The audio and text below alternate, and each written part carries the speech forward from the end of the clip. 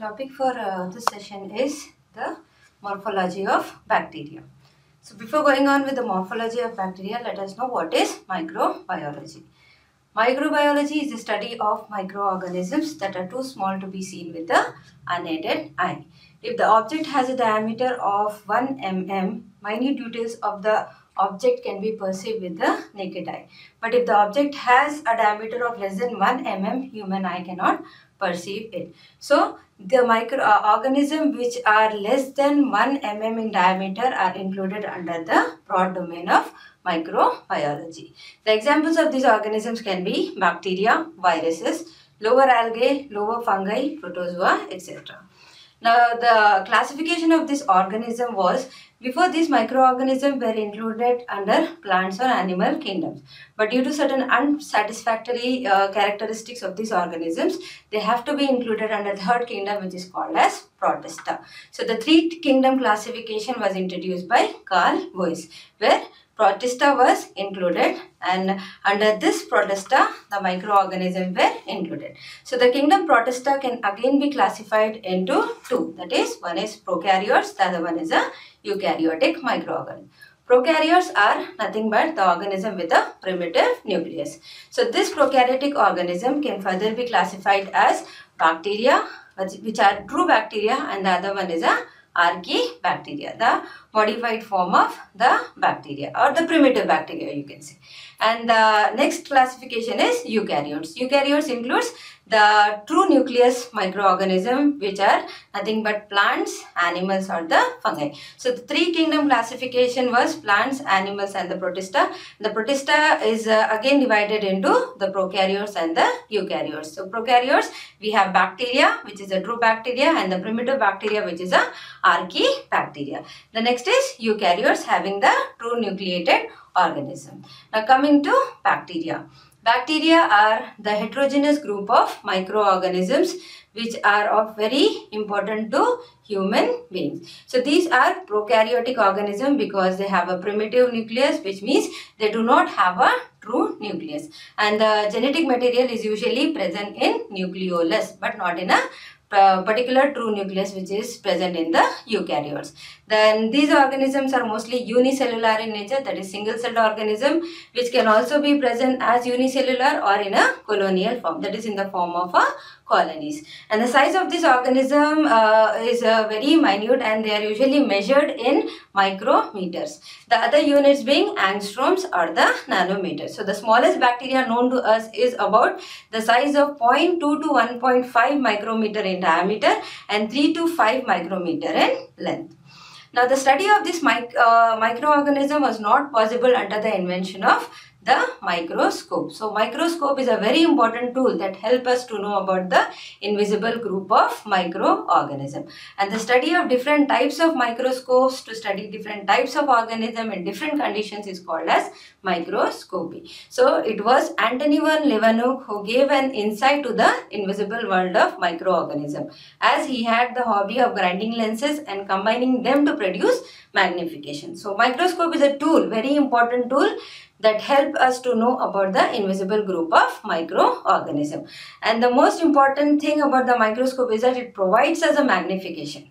Magnification is nothing but the enlargement of the object to an extent that we are able to visualize it. So this magnification is obtained with the help of different types of lenses that are combined together to enlarge the object to an extent that we are able to see. So there were different scientists who came up with the preparation or invention of different types of microscope, and it was Antony van Leeuwenhoek who was able to give us an insight to the invisible domain of microorganisms. So he had the hobby of grinding lenses and observed different natural materials under his microscope. So during his studies, he was able to see the raindrop having the minute organisms that were moving in the raindrop. So he called them as animalcules that laid a foundation to a broad domain of microbiology.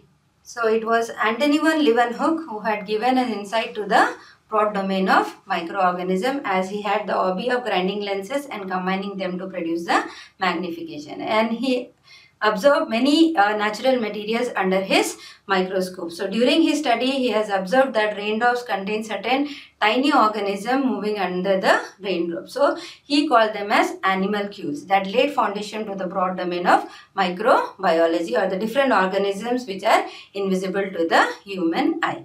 So as I told you, it is microscopy is nothing but the study of different types of microscope, and these microscope have different types of techniques that enables us to study the organism in living condition or in a dead condition. So we can classify the microscopes into two major categories. One is a light microscope, the other one is the electron microscope.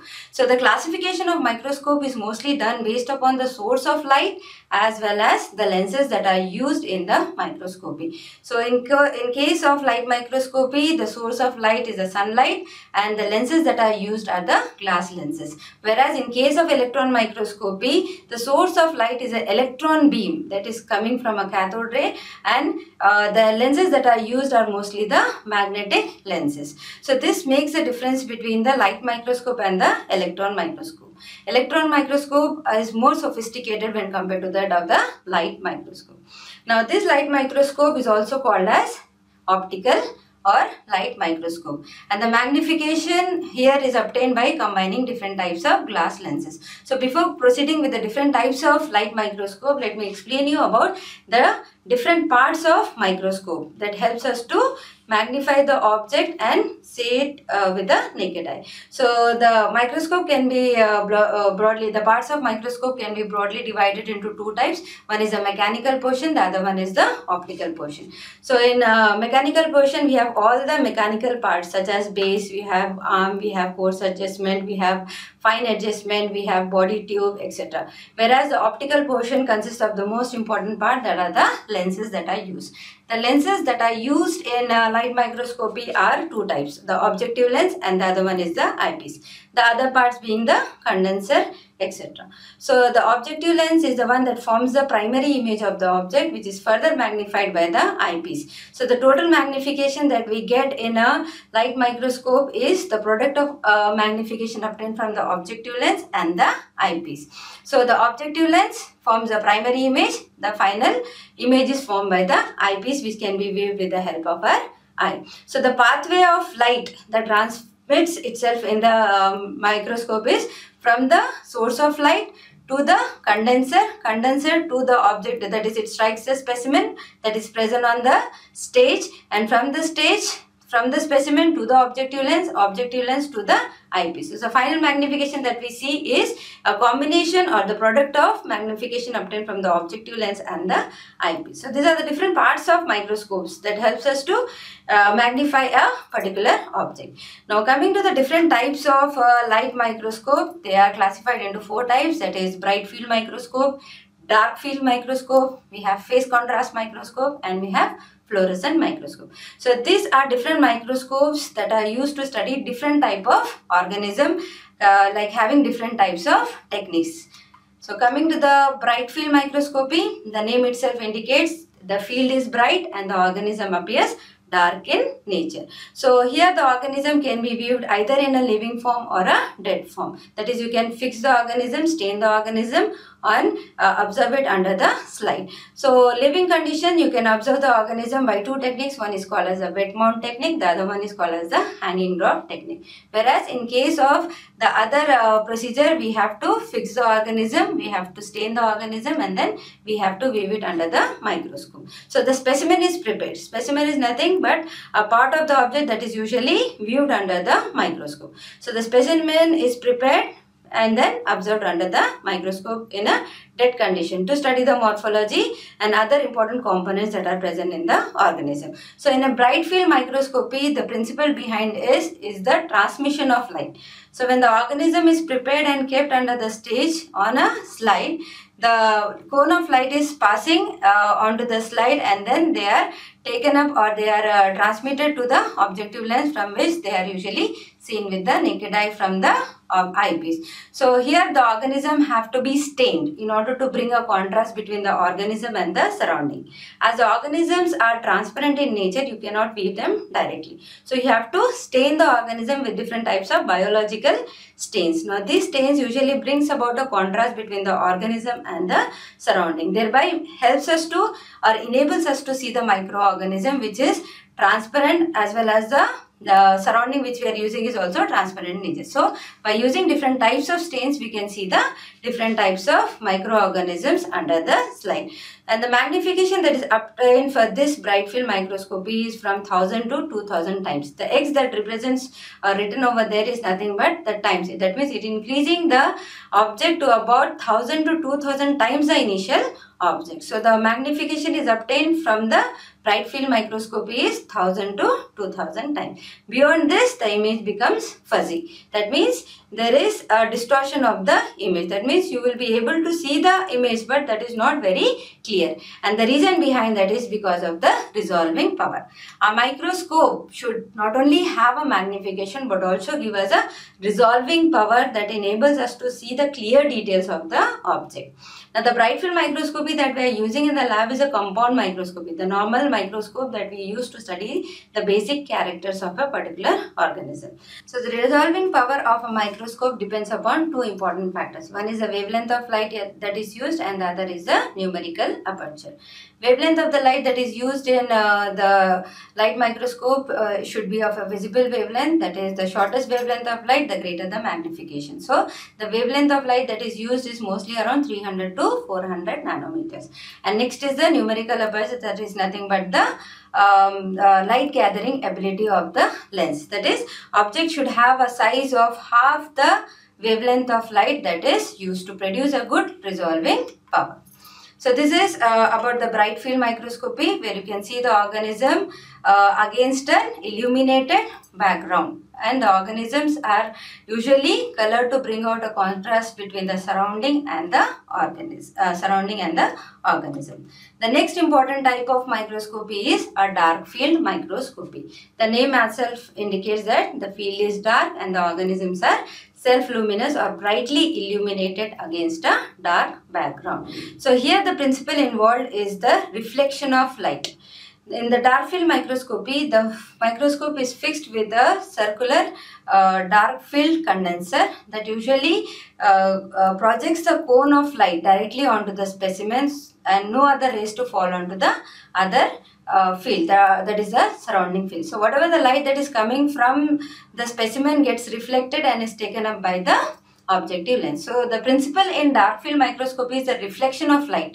So when there is a reflection of light from the organism, it is taken up and forms the image as a bright and dark. Hence the organism usually appears as bright against a dark background. So mostly used to study organisms which are very sensitive in nature, like spirochetes. So it brings about a good contrast between the organism and the surrounding without any staining technique. So when you want to see the organism in a living unstained conditions, you can use this dark field microscopy. And coming to the next type of microscopy, which is called as a phase contrast microscopy. The principle of this phase contrast microscopy is nothing but it is based upon the refractive index differences. Every component has a different refractive index. So this is taken as a principle to produce the final image in this particular microscopy. As we all know, light travels in a particular phase, and when this phase of light strikes a particular object, there is a slight retardation in the wavelength of the light. Now this retardation in the wavelength of light brings about a phase difference between the light that has struck the organism and the light that has struck the surrounding medium. So this phase difference usually is taken as the difference and finally to produce the image in the phase contrast microscopy. So here again we have a different phase contrast condenser, and then we have a phase contrast objective that determines or that usually catches the phase difference and produces the final image. So here also you can study the organism in living and unstained condition. And next important type of microscopy is a fluorescent microscopy. And this fluorescent microscopy is based on a phenomena which is called as fluorescence. Now the fluorescence phenomena is there are certain dyes that has the ability to take up one particular wavelength of light and emit a wavelength of light which is having a longer wavelength. So this dyes takes up one wavelength of light and produces another wavelength of light, and hence they can be seen as brightly illuminated with different types of colors, beautiful colors that you can see in this fluorescence microscopy. And mostly this fluorescent microscopy is used to study immunofluorescence or immunological studies. Now next, coming to the another important type of microscope, which is an electron microscope. So the microscope, as I previously told you, can be divided into light microscope and a electron microscope. Light microscope, the differences between electron and light microscope is the source of light that we are using and the lenses that we are using. And the source of light in light microscope is a sunlight, or it can be any visible light, whereas the source of light in electron microscopy is an electron beam. And the lenses that are used in light microscopy are the glass lenses, whereas the lenses that are used in electron microscopy are the magnetic lenses. So here in electron microscopy, we have high speed electrons that are used to produce the final image, and this electron beam usually produces the image while passing through the magnetic field or the magnetic lenses. And the wavelength of light that is used in this electron microscopy is 0.05 nanometer when compared to that of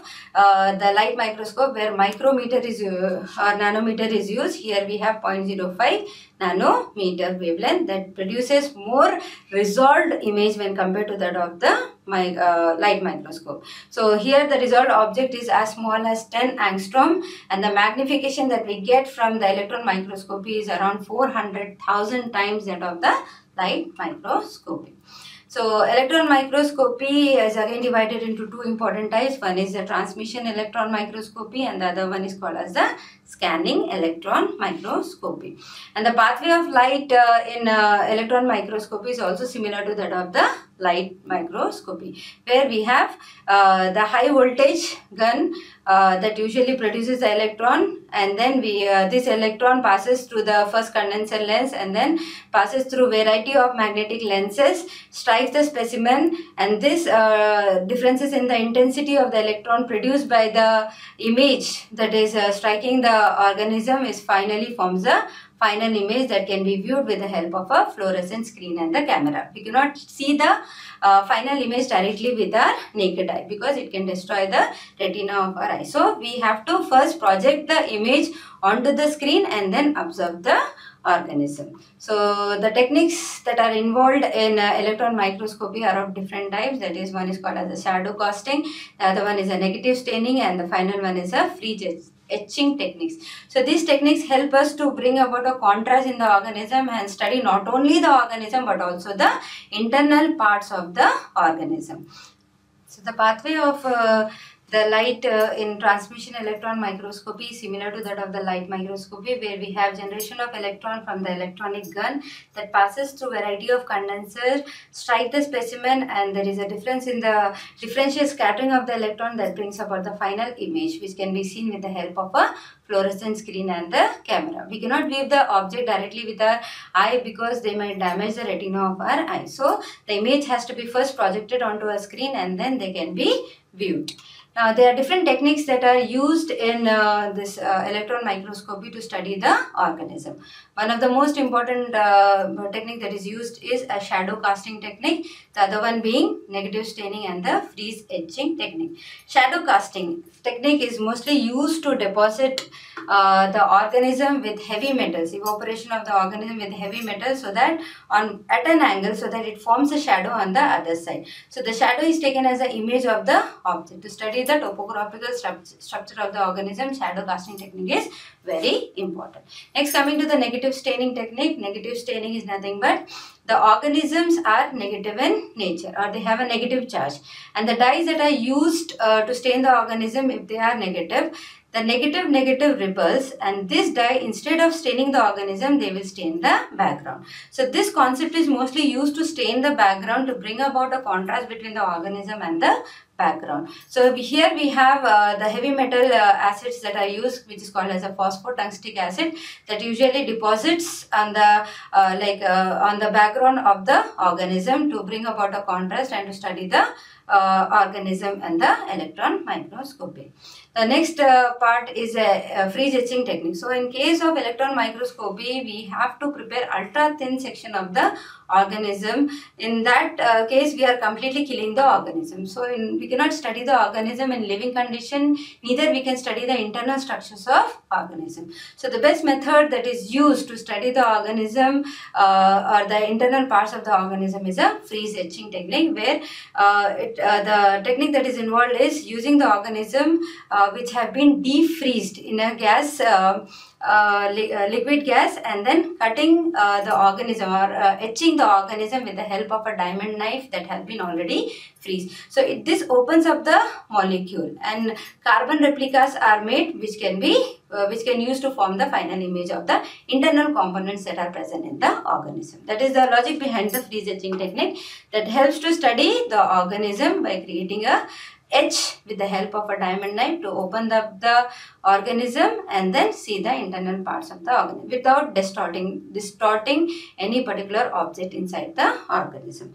Another important type of electron microscopy to study the three-dimensional structure of the organism is a scanning electron microscopy. So the scanning electron microscopy depends upon two importance of electrons. One is a primary electron that showers on the organism, which produces differences in the differential scattering of the electrons that are taken up by the detector and finally forms the image on the fluorescent screen. So scanning electron microscopy helps us to give the three-dimensional structure of the organism and the compounds that are usually studied under that particular microscope. Now, this is about the microscopy that we have studied. That is, without this microscope, we will not be able to know the invisible domain of microorganism. There are different techniques that are usually seen in combination with the microscopy. One is the important is the staining technique. Staining is nothing but to improve the contrast between the organism and the surrounding. So different stains that are used to study the different types of organism. There is a gram staining or differential staining that helps us to differentiate bacteria into gram positive and gram negative. There are certain components of the organisms that cannot be stained directly with the normal dyes, so we have to go about the specific type of staining techniques that includes the acid-fast staining or Zeil-Nielsen staining. They include endospore staining, etc. So there are different stains that are used in microbiology to fix the organism, stain the organism, and study the organism under the microscope. Coming to the shape of the bacteria, the most important part of the morphology of bacteria, these bacteria can either be in the form of spherical or round, which is represented as cocci. They can be in the form of a rod, that is represented as bacilli. They can be in the form of a curve, slightly curved, which is nothing but the vibrio. They can be rigid spiral, which is nothing but spirilla. They can be flexuous spiral, which are nothing but the spirochete. And the other structure or the shape of the bacteria can be star or square. So apart from that, we also have other type of bacteria which are called as actinomycetes. They are resembling the fungus in nature. That's why they are called as actinomycetes. And the next shape is of mycoplasma. These are the organism without the cell wall. So these organisms are bacteria with different types of shapes. Coming to the arrangement of the bacteria, these bacteria arranges themselves after the plane of division. The cocci, if they are arranged in twos, they are called as diplococci. If they are arranged in a chain, they are called as streptococci. If they are arranged in bunches, they are called as staphylococci. If they are arranged in tetra, they are called as sarcina, etc. Similarly, we have bacilli that arranges themselves. If they are a chain of bacilli, then it is called as a streptobacilli. If they are arranging them in a plane, this form is called as a cuneiform or a Chinese letter form, mostly seen in Corynebacteria. So this is about the shape of the bacteria that helps us to identify and characterize the bacteria. Now coming to the bacterial morphology, the most important components which are present within and outside the bacteria. So I will classify this bacterial component mostly into three. That is cell wall and components outer to the cell wall and components inner to the cell wall. Coming to the components that are outer to the cell wall are flagella. We have fimbriae or pili, we have GLYCOCALYX, that includes the capsule or the slime layer. And components inner to the or internal to the cell wall are the cytoplasmic membrane, cytoplasm, and the components which are present in the cytoplasm such as ribosomes, we have nucleus, we have intracytoplasmic granules, we have the other components such as spores, etc. So first important components that is external to the cell wall is the flagella. Flagella is a locomotory organelle that brings about a motility in the organism. So they are present in most of the organism but not in all organism. The organism which have this particular flagella is called as a motile organism, and this organism moves based upon the chemotaxis. So whenever they find a chemical, they move towards it with the help of the flagella, and this procedure is called as chemotaxis. And these flagella are fine thread-like appendages that are seen external to the cell wall, mostly measuring about 20 nanometer in diameter and 15 to 20 micrometer in length. And the parts of the flagella is usually consist of three important parts. One is the flagella, which is external, and then it is connected to the hook, and which in turn is connected to the basal body. So the flagella or the filament and the hook are usually present on the cell surface, whereas the basal body is usually embedded in the cell envelope. So this flagella or the filament ends in a square shaped tip, and in order to see the flagella under the microscope, it is very difficult. So you have to increase the diameter of the flagella and then study it under the microscope. So that particular staining method is called as using a mordant. Mordant helps to fix the flagella and increase the diameter so that we can stain with the different stains and then view it under the microscope. So the bacteria usually are motile in nature, and they have different types of flagella. You can see the different types of flagella over there. So the flagella can be present throughout the whole organism, which is called as a peritrichous flagella. And if there is a single flagellum present at one end or both the end, it is called as a polar flagellum. And if there are tough flagellum present at one end, it is called as locotrichous. And if they are present at two ends, that is a single flagellum, they are called as bipolar flagellum. So there are different arrangement of flagella on a microorganism. So they can be present throughout the whole microorganism, which is called as the peritrichous flagella, usually seen in the typhoid bacilli, and then you have a single flagellum present at one end or both the ends. So they are called as polar flagellum. Is a tuft of flagellum present at one end, it is called as lophotrichous. The single flagellum present at one end, it is usually seen in cholera, and then if the seen tuft of flagellum or lophotrichous is mostly seen in the spirilla bacterium. And coming to the determination of the motility of the organism, they are difficult to demonstrate under the microscope. So we use a media to demonstrate this motility of the organism. So they can be seen on a solid media, either in the form of a stately, usually seen in bacilli, or in a darting movement that is seen in a vibrio organism. So this is the most important locomotory organ, and the protein with which the flagella is made up of is called as flagellin. Now coming to the next important appendage of the microorganism is a fimbriae or the pili. Fimbriae or the pili are the adherence appendages. These are usually seen in some of the organism, again not in all organism, mostly seen in gram-negative organism, and they are non-locomotory. So they can be present in both motile as well as non-motile organism, and they are more fine and hair-like or thin when compared to that of the flagella. And the presence of this flagella usually forms pellicle or comes in a liquid medium. So the flagella are mostly the attachment appendages. They attach to different components in the surrounding media. So these flagella also have the ability to attach to the RBCs. So they are called, this procedure is called as hemagglutination reaction. So helps us to identify the organism when they are mixed with the RBCs of certain types of organism. So they go and bind to them, they form the hemagglutination. Depending upon the hemagglutination, you can identify or characterize the bacteria. And the other important type of the flagella, the fimbriae is the pili. Pili is made up of a protein which is called as pylene, and this usually helps in the conjugation. That is, the organism, the gram-negative organism having pili is said to be a male organism which have the ability to donate or transfer its genetic material to the female organism, which is represented as F minus.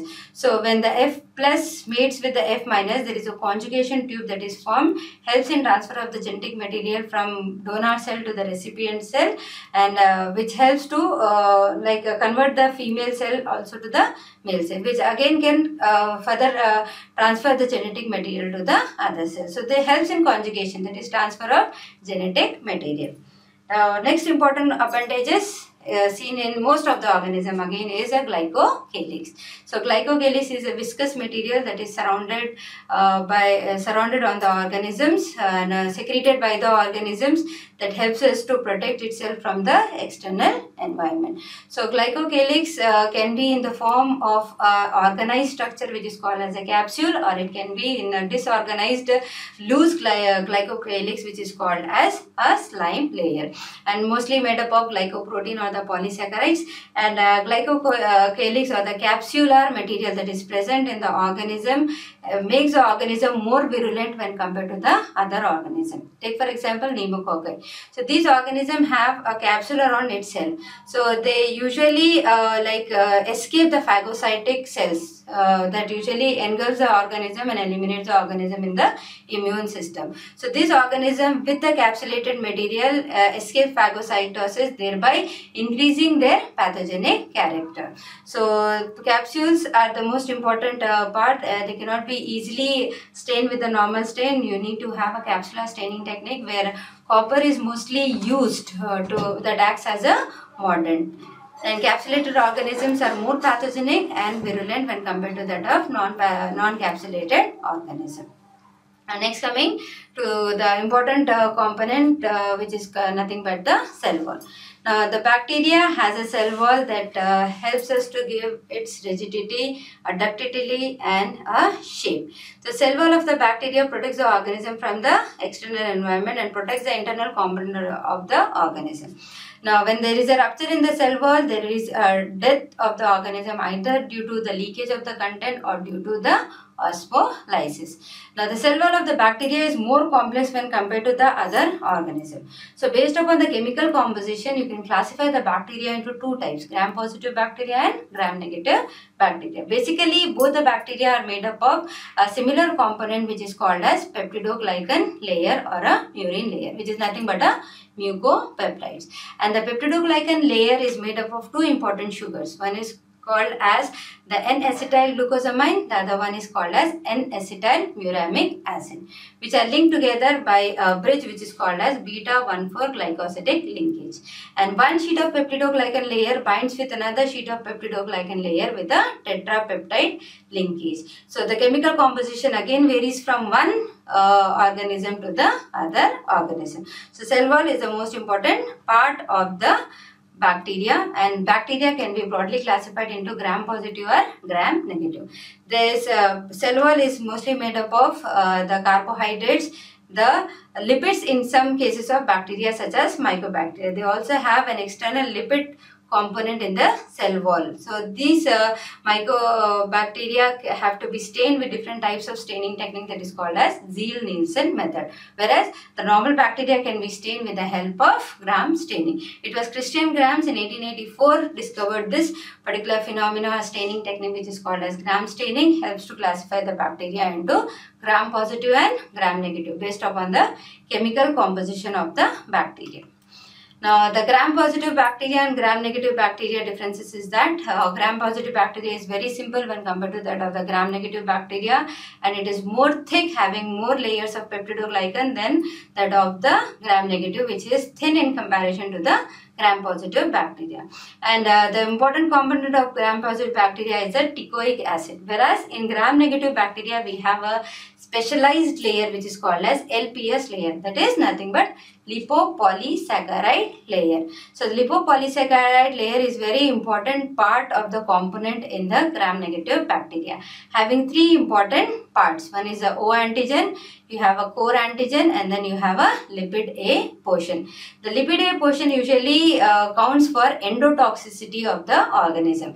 That brings about the fever-inducing property in a gram-negative bacteria or tumor necrosis factor of the gram-negative bacteria. So this gram-negative bacteria are more complex when compared to that of the gram-positive bacteria, having O antigen, core antigen, and lipid A portion. So gram-negative bacteria usually have an external layer which is called as lipopolysaccharide layer, having three important components: O antigen, core saccharide, and lipid A antigen. So this lipid A antigen is the one that has the endotoxic activity, that is pyrogenic in nature, that is fever inducing object in an organism. So whenever this organism infects a particular organism, they usually causes fever. So there is an increase in the temperature of the body and regulating the hypothalamus region. So lipid A region is the one that usually contributes to the pyrogenicity or inducing fever. Apart from that, it also acts as a tumor necrotic factor and another endotoxic activity of this lipid A region. So this is a main difference between the gram-positive bacteria and gram-negative bacteria, where gram-positive is more simple when compared to that of the gram-negative bacteria. And apart from this lipopolysaccharide layer, certain bacteria also have an outer membrane proteins. So they are called as OMP proteins, having porins. So they help to translocate a small molecule in and outer to the external environment, and they are the region where the bacteriophages usually attacks the bacteria. Bacteriophages are nothing but the viruses which attacks the bacteria. So OMP proteins are the one that helps to bind the bacteriophages. So this is about the biochemical nature of the bacteria, which is made up of peptidoglycan layer and differences of gram-positive and gram-negative bacteria.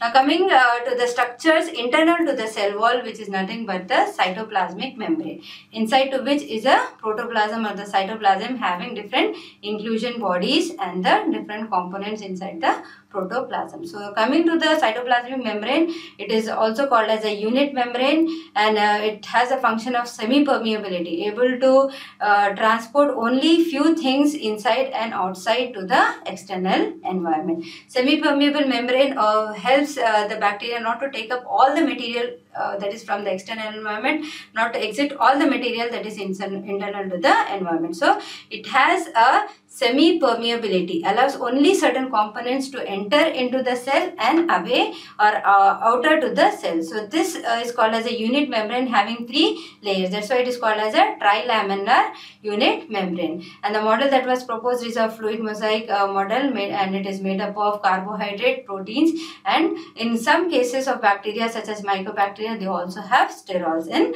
them, and mostly thin in nature, having 5 to 10 nanometer thick.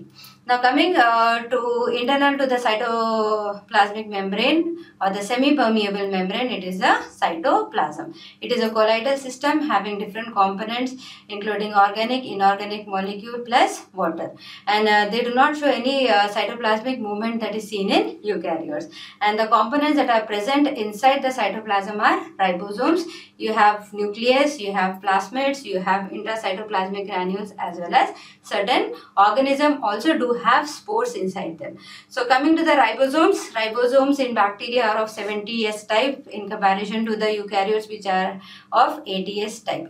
S is a sedimentation unit in the centrifuge. So ribosomes have 70S type of ribosome in case of prokaryotes, that is 30S and 50S. That helps in protein synthesis. Now coming to the mesosome, it's nothing but the invagination of the cytoplasmic membrane inwards to the cytoplasm. It acts as most of the respiratory enzymes are usually present in that, helps to carry out respiration in microorganism, whether it is an oxidative phosphorylation or a substrate level phosphorylation. It is the most important site where the respiratory enzymes are active and carry out the respiration process.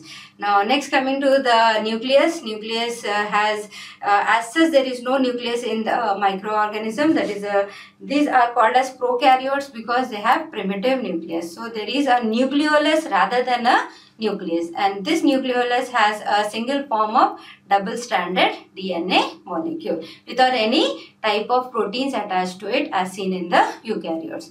Now the other components apart from nucleus, we also have plasmids, which are nothing but the extra chromosomal materials, and these extra chromosomal materials are the one that carries certain types of resistance factors inside them. So the organism becomes resistant to different types of antibiotics because of the R gene that is present in the plasmid. So nowadays we have got different organisms that are called as multiple drug resistant organism because they have different resistant factor genes on the plasmid. So it is the organism that becomes resistant but not the human beings towards particular antibiotic. So plasmids are the extra chromosomal material, that is apart from the normal chromosome that is present in the bacteria, there is an extra chromosome that is present in the organism is the plasmid. Next important components seen in the cytoplasm are the intra-cytoplasmic inclusion bodies, that includes volatile granules, polysaccharide, gas vacuoles, etc. So volatile granules are also called as Babes-Ernst granules, and these granules are nothing but the storage of certain kinds of food, and they can be demonstrated with the help of different staining techniques. So present in only few species of the organism, and they help to characterize organism depending upon the volatile granules that are present. Now coming to the polysaccharide granules and lipid granules that are seen, polysaccharide can be stained with the help of starch, and the lipid granules can be stained with the help of fat soluble staining that are called as Sudan black. And finally gas vacuoles, they are nothing but the storage of certain types of phosphate energies so that the organism can carry out metabolic functions. Now the last important component seen in the organisms are the spores. Spores are produced in certain types of organisms such as Bacillus and Clostridium during unfavorable condition. So when there is a depletion of nutrition in the surrounding media, the organism produces certain types of spores that helps them to survive for a longer period of time till the return of a normal environment. So these organisms which has developed into spores can survive as long as 4,000 to 5,000 years together. So as soon as there is a return of the normal environment, these organism produces a vegetative cells and carry on its normal function. So you can say that these spores are nothing but a type of reproducing bodies in the organism. Spore from the vegetative cells are formed, and this on return of natural condition can also generate into vegetative cells. So seen only in few of the organisms have the ability to produce the particular spores. As these spores are produced inside the body, they are called as endospores, and the process is called as sporulation. And these spore cell has different layers. It has a nuclei, it has a core, it has a spore coat, okay, and this spore coat helps to protect bacteria in unfavorable condition, protects it from desiccation, protects it from high temperature, protects it from heat, etc. So the organism are more resistant forms seen in the sporulating forms, and this can be stained with a special type of staining technique which are called as endospore staining technique, where malachite green is used, and this organism are exposed to steam so that the external layer becomes permeable, so that the organism takes up the primary stain and stain the spores. So once the spore takes up the stain, it will not leave the stain, and you can see it under the microscope as green colored against a pink background. That is, the vegetative cells are counter stained with safranin and the spores are stained with malachite green. So you can see these endospores very beautifully as green in a vegetative form. So this is all about the morphology of bacteria.